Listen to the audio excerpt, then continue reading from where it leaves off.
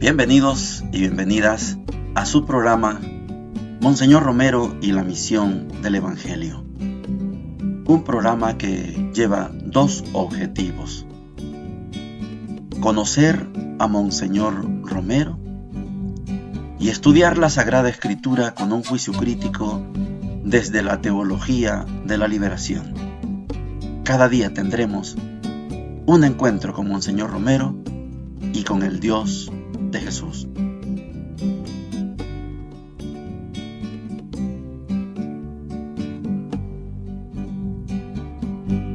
Hola, ¿qué tal? Este es su programa Monseñor Romero y la misión del Evangelio. Domingo 28 de julio, domingo 17 del tiempo ordinario. Estamos en la cintura del año litúrgico, son 34 domingos. Hoy estamos en el corazón, en el centro, en el ombligo de este año litúrgico. En la primera parte vamos a tener a un monseñor, sí, está bien, celebrando, hay fiesta aquí, fiesta allá, misa. Quiero fijarme en dos detalles. Hay un ambiente de fiesta, sí, pero monseñor, al estar con los padres somascos, las hermanas somascas y el alumnado, les habla de la figura de María como madre. Mater Orphanorum es la celebración que hay, madre de los huérfanos. Y monseñor hace una analogía. Como la madre juega un papel fundamental con sus hijos, la madre natural, también la madre virgen, la madre iglesia, juega también un papel fundamental, sobre todo cuando hay pueblos huérfanos. Y monseñor dice, nuestro pueblo es huérfano. Hay tres carencias que monseñor las detalla. El segundo aspecto es que hay una entrevista en la radio YSAX, la radio del arzobispado, una entrevista con monseñor Aparicio, el obispo de San Vicente, el que acusó, siguió acusando, y hoy en la entrevista en la YSAX sigue acusando a los sacerdotes de su diócesis. Es, por así decirlo, una vergüenza religiosa que un obispo no se convierta y que no respete la vida privada, la vida santa de un sacerdote, la vida santa de una persona. Los expone para que los escuadrones de la muerte después digan, claro que sí, tenía razón el obispo. Los bate el escuadrón y le echan la culpa a la guerrilla. Esto es abominable. Oigamos a monseñor. Jueves 27 de septiembre. Este día me invitaron los padres somascos a concelebrar en la Basílica del Guadalupe de la Ceiba la Eucaristía en honor de su patrona, la Virgen Mater Orphanorum. Tuve la grata sorpresa de encontrarme no solo con los somascos, sino con los sacerdotes de la Vicaría de la Asunción de Flor Blanca, que se encuentran haciendo ejercicios espirituales esta semana en el noviciado de los padres somascos. Asistieron también las religiosas, sus novicias, sus alumnas, lo mismo que los seminaristas y los alumnos del colegio de los padres somascos. Fue una fiesta íntima y al mismo tiempo solemne.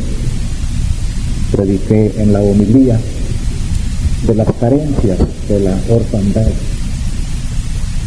o sea, carencia de plenitud de vida, carencia de unidad, ya que la madre es lazo de unidad de la familia y cuando falta como que se disgrega, y carencia de orientación, cuando la madre falta también falta la orientación cariñosa del hijo, aplicando estas tres carencias a las grandes necesidades de nuestro pueblo y por las cuales tenemos que invocar a la Virgen, nuestra Madre, Sin ella somos huérfanos y carecemos, como está sufriendo el Salvador, el falto de vida, sobre todo sobrenatural, falto de unidad y falto de orientación. Después de la misa fuimos a almorzar todos los sacerdotes en el noviciado en una reunión muy cordial y familiar. A las 2 de la tarde recibí a la representante de la Embajada del Canadá, quien trae un ofrecimiento de 32,000 colones para obras que deben organizarse a través de Cáritas y que nos prometía más el próximo año. Yo le agradecí y tengo que informarle para que presentemos el proyecto adecuado a esta oferta, que mucho agradecemos. Fui a celebrar la fiesta de San Vicente de Paúl en la capilla de Santa Luisa, donde también inauguramos el Vía Crucis, que resultó muy piadoso, con la participación de hermanas y alumnas e hijas de María. También allá una cena muy cordial con los padres párrocos del Calvario, que son los mismos padres omascos, y las religiosas de la caridad. Una cena sumamente de familia, muy cordial. Hemos oído por radio la entrevista con Monseñor Aparicio, en la cual lastimosamente sigue condenando con falsas acusaciones a sacerdotes que quedan así en gran peligro. Mañana, si Dios quiere, iré a pasar 2 días a Ciudad Barrio, complaciendo así una invitación de las hermanas y al mismo tiempo un gran deseo de volver a ver, aunque sea rápidamente, a mi querido pueblo. Llegamos a la sección de la Palabra de Dios para el día de hoy. Es el domingo 17 del tiempo ordinario, un domingo para profundizar, creo yo, algunos elementos que otras veces tal vez no los hemos analizado con profundidad, como pretendo que lo hagamos el día de hoy. La primera lectura está tomada del segundo libro de los Reyes. Estamos en el capítulo 4, versículos del 42 al 44. Dice lo siguiente: En aquellos días, uno de Baal Salisá vino a traer al profeta Eliseo el pan de las primicias, 20 panes de cebada y grano reciente en la alforja. Eliseo dijo: dáselos a la gente que coman. El criado replicó: ¿qué hago yo con esto para 100 personas? Eliseo insistió: dáselo a la gente que coman, porque así dice el Señor: comerán y sobrará. Entonces el criado se lo sirvió. Comieron y sobró como había dicho el Señor. Palabra de Dios, te alabamos, Señor. Vamos a ver si nos ponemos de acuerdo en una interpretación alternativa a estos textos que parecen y pueden ser textos milagrosos. Puede ser que aquí haya surgido un milagro. El Señor trae 20 panes. Son como una ofrenda. Como si Eliseo, el profeta, pudiera tomar los 20 panes, dice que los presenta al Señor y después se los come. Este era el culto que hacían en Jerusalén. Ustedes me traen un toro, ¿sí? A usted le interesa la bendición, ¿sí? Entonces yo le saco la sangre a su toro, le riego con la sangre, hago la oración con la otra mitad de la sangre en las brasas encendidas y me quedo con el toro. Eliseo da la orden: dáselo a la gente. Pero solo son 20, aquí hay 100 gente, dáselo a la gente. Y Dios dice: sobrará. Puede ser un milagro.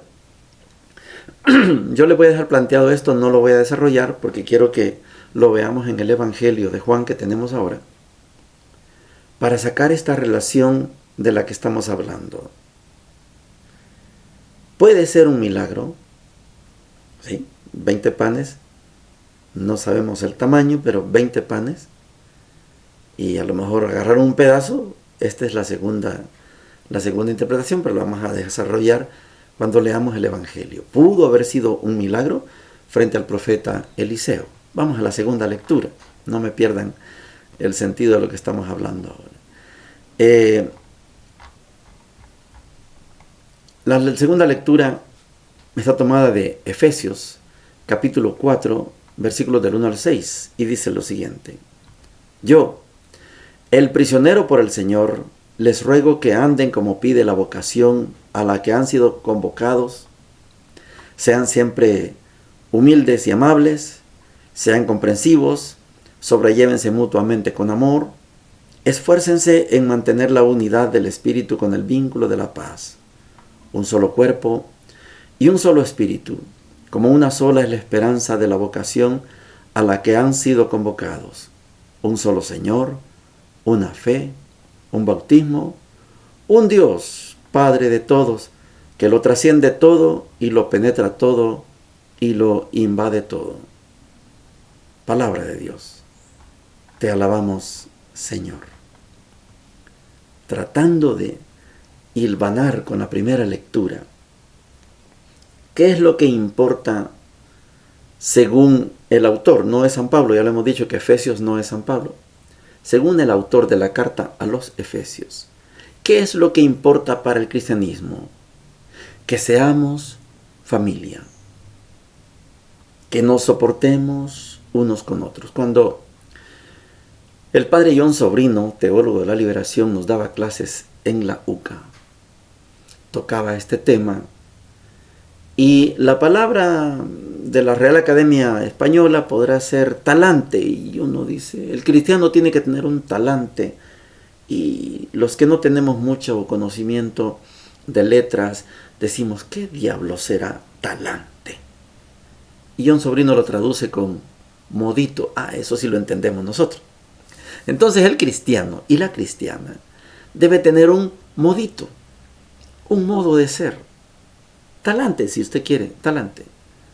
El talante es que yo me sobrellevo con todos, que yo soy afable, que yo doy amor, que yo doy cariño, que yo doy comprensión. Es decir, yo tengo un talante, yo tengo un modito, yo tengo un carisma, tengo una manera de ser. Yo, está hablando en nombre de Pablo, yo, el prisionero por el Señor, a esto se le llaman cartas de la cautividad, les ruego que anden como pide la vocación a la que han sido convocados. Sean siempre humildes. El modito, el talante, el modo de esta persona me gusta porque es humilde, amable, comprensivo. Sobrellévense mutuamente con amor. Esfuércense en mantener la unidad del espíritu con el vínculo de la paz. Esfuércense. No es fácil, pero hay que esforzarse. Y esto es un himno de cristología que reza: un solo Señor, un solo bautismo, un solo Dios y Padre. Si Dios es uno solo, ustedes y yo, talante, modito, manera de ser, somos uno solo. Lo que le pasa a uno, le pasa al otro. Somos uno solo.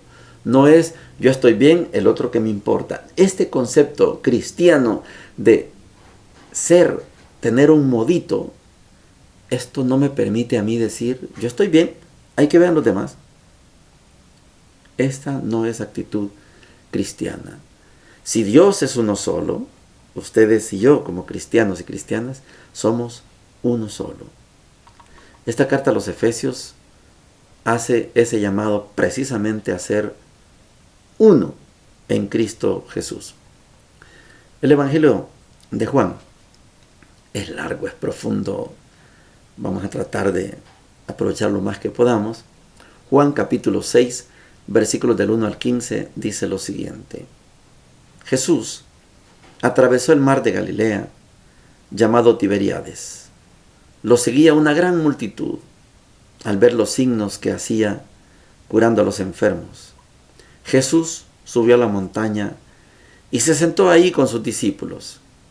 Se acercaba la Pascua, la fiesta de los judíos.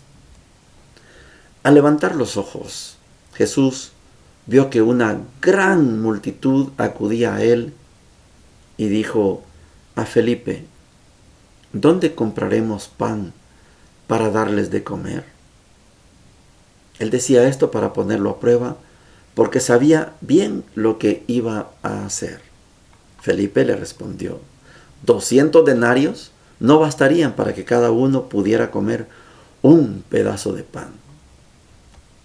Uno de sus discípulos, Andrés, el hermano de Simón Pedro, le dijo, aquí hay un muchacho que tiene 5 panes de cebada y 2 pescados, pero ¿qué es esto para tanta gente? Jesús le respondió, háganlos que se sienten. Había mucho pasto en aquel lugar. Todos se sentaron y eran unos 5,000 hombres. Jesús tomó los panes, dio gracias y los distribuyó a los que estaban sentados. Lo mismo hizo con los pescados, dándoles todo lo que quisieron. Cuando todos quedaron satisfechos, Jesús dijo a sus discípulos, recojan los pedazos que sobraron, para que no se pierda nada. Los recogieron y llenaron 12 canastas con los pedazos que sobraron de los 5 panes de cebada. Al ver el signo que Jesús acababa de hacer, la gente decía, este es verdaderamente el profeta que debía venir al mundo. Jesús, sabiendo que querían apoderarse de él para proclamarlo rey, se retiró otra vez solo a la montaña. Palabra del Señor. Gloria y honor a ti, Señor Jesús.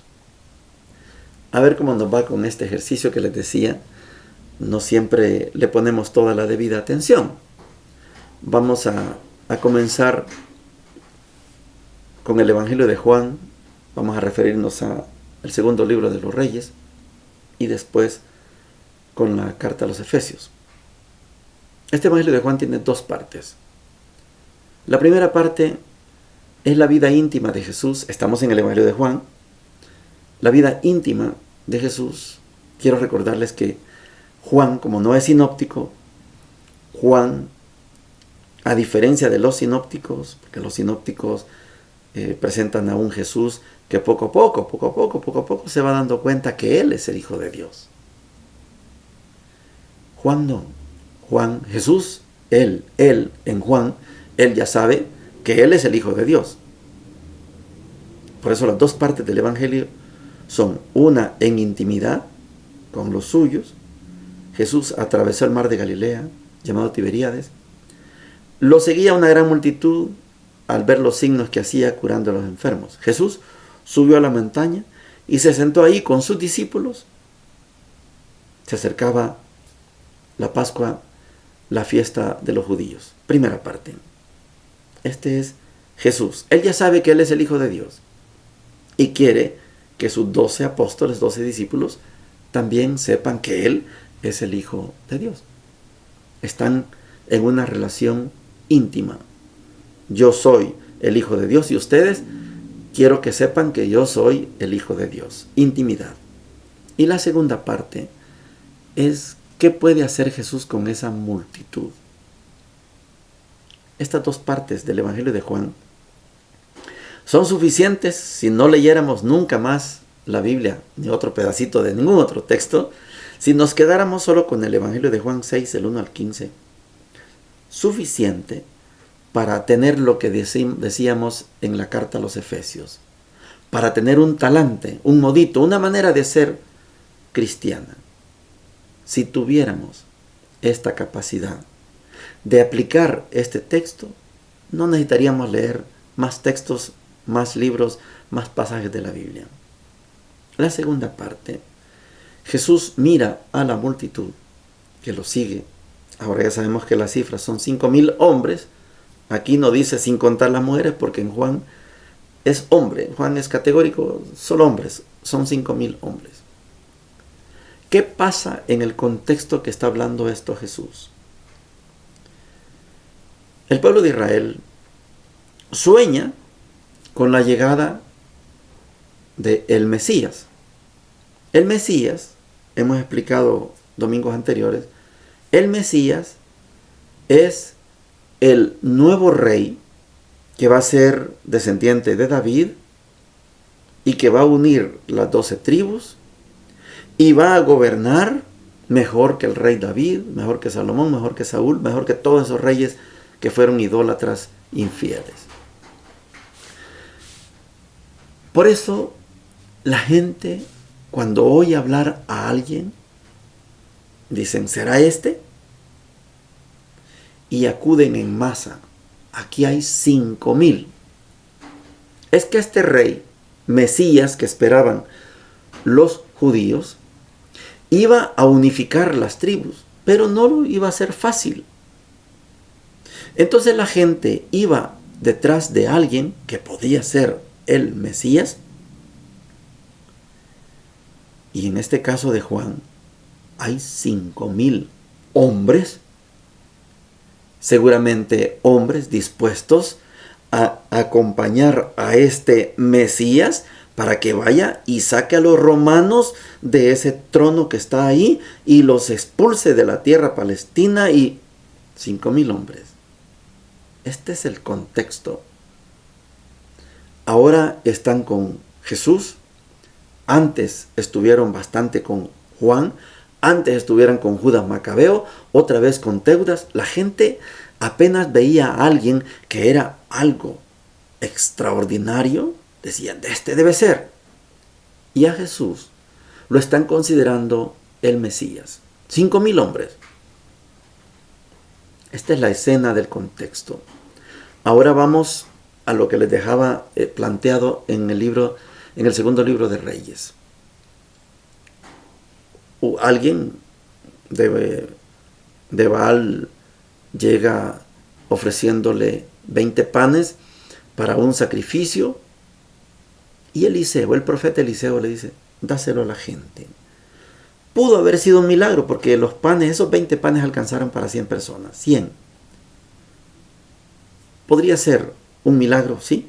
Todos comieron y todavía sobró. Eso es Eliseo. Pero si nos vamos a la otra posible interpretación, que encaja con esto de Juan, es que en la antigüedad, el que tiene es bendito, el que no tiene es maldito. Por lo tanto, si yo tengo, Dios me ha bendecido.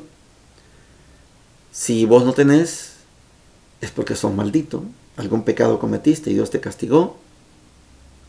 Y con Eliseo se hace una prefigura de lo que estamos narrando en el Evangelio de Juan. Prefigura. Como que lo que hace Eliseo allá anuncia lo que Jesús va a hacer en este capítulo 6 de Juan. ¿Qué es eso que va a hacer Jesús? Los panes son para que los coma el pueblo. Entonces aquel mito de que este tiene 20 panes, es un bendito, tiene bastante comida, la hubiera podido guardar para él. Pero este hombre de Baal-Sifa llegó y se los ofreció al profeta. Esta actitud a veces pasa desapercibida. Aquí lo que hay es un rompimiento del estereotipo que yo tengo, soy bendito, tú no tienes, tú eres maldito. Este emisario que viene de Baal Salisá, Baal Salisá, él es bendito, pero se lo lleva al profeta Eliseo. Comienza algo que en teología de la liberación se le llama la solidaridad social. Yo tengo, otro no tiene, yo comparto lo que tengo para que el que no tiene tenga. Posiblemente hubo un milagro con Eliseo, posible, pero tal vez hubo esto que estamos escudriñando aquí en el Evangelio de Juan. A lo mejor este hombre que viene de fuera de la tierra trae 20 panes. A lo mejor este testimonio contagió a los demás. Vamos a imaginarnos que los 100 que están con Eliseo, tal vez unos tenían, otros no tenían. Pero este que tenía 20 panes, se los quería dar al profeta Eliseo. El profeta le dice, dáselo a la gente. Y cuando viene este hombre y le dice, miren, jóvenes, aquí traigo 20 panes. Entonces, la teología de la liberación nos dice que es posible que no haya tal milagro. Puede ser que sí, no se enoje conmigo. Pero quizás la actitud de este que lleva 20 panes contagió a los demás, y al ver que este hombre trae 20 panes y los pone al servicio de los 100, todos sacan de su matata, decimos, de su cebadera, de su chula, de su morral, de su mochila, y todos compartieron. Es que antes no se podía compartir, porque mi bendición es mía y vos no tenés porque sos malditos. Yo no tengo por qué compartirte mi bendición. Pero aquí, con Eliseo, se rompe ese mito, como figura de lo que hace Juan. Entonces, ahora sí podemos entender el Evangelio de Juan en la segunda parte. ¿Cuánto necesitamos para darle de comer a esta gente? 200 denarios no alcanzarían. Y Andrés le dice que hay un muchacho que tiene 5 panes y 2 peces. Pero, ¿qué es esto para tanta gente? Díganles que se sienten. Mire, no va a dar tiempo, ya se me acabó el tiempo, pero Gustavo Gutiérrez, fundador de la Teología de la Liberación, cuando vino aquí nos dijo esta figura de díganles que se sienten, es una figura de liberación. Los esclavos comen de pie. Pregúntele usted a los que tienen empleadas domésticas. Sus empleados domésticas comen de pie, corriendo, caminando de un lado a otro. El patrón, la patrona, sus hijos, ellos sí comen sentados. Jesús dice que se sienten. Es un signo de liberación, porque ustedes no son esclavos. El esclavo come de pie, corriendo, caminando. No, ustedes siéntense. Y Jesús es el que les sirve. Igual que con Eliseo. Cuando Jesús sirve lo que hay, seguramente todos los demás sacan lo que tienen. Esta es una interpretación, no es común. Esto es de la Teología de la Liberación. Porque Jesús primero los hace sentir libres y después les enseña el arte de compartir. Eso es, como les decía, si aprendiéramos este texto, no necesitaríamos estudiar más textos. Con esto es suficiente. Porque yo que tengo, lo comparto con el que no tiene. ¿Es mi bendición? Sí, es tu bendición. ¿Y el otro es un maldito? No sé. Pero yo tengo. Y si yo tomo conciencia de que yo lo que tengo no es mío, sino que Dios me lo ha dado para que lo comparta, ahí está la revolución. Esto no lo comprende mucha gente, no lo predican, porque dañaría el sistema capitalista. Otro día vamos a continuar hablando sobre esto, porque lo que hemos leído hoy es un texto de liberación. Que coman sentados. Son hombres y mujeres libres. Si yo comparto, también los demás comparten y nadie pasa hambre. Así, sobrarán siempre 12 canastos. Siempre habrá en abundancia. Bendiciones para todos y para todas. Hemos presentado Monseñor Romero y la misión del Evangelio. Hasta la próxima.